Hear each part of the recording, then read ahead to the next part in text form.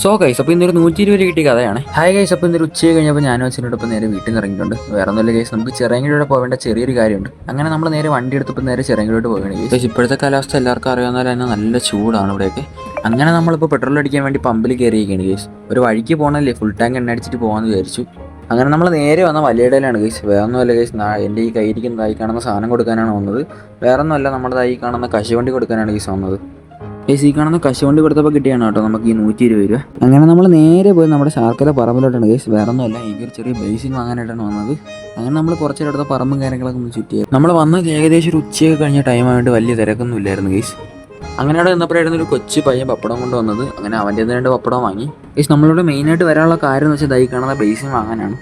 അങ്ങനെ നമ്മൾ അവിടെ നിന്ന് ഒരു ബേസിന് വാങ്ങിയത്. ഈ കാണുന്ന ബേസിനാണ് നമ്മൾ വാങ്ങിയത്. അങ്ങനെ നമ്മൾ തിരിച്ചു വരുന്ന വഴിക്ക് നമ്മൾ അവിടുത്തെ ഒരു കടയിൽ കയറി നമ്മൾ ഈ കാണുന്ന സർബത്തും കുടിച്ചായിരുന്നു. അങ്ങനെ ഇതും കുടിച്ച് നമ്മൾ നേരെ വീട്ടിലോട്ട് പോയി ഗൈസ്. അപ്പോൾ ശരി, അടുത്തൊരു വീഡിയോ കാണാം.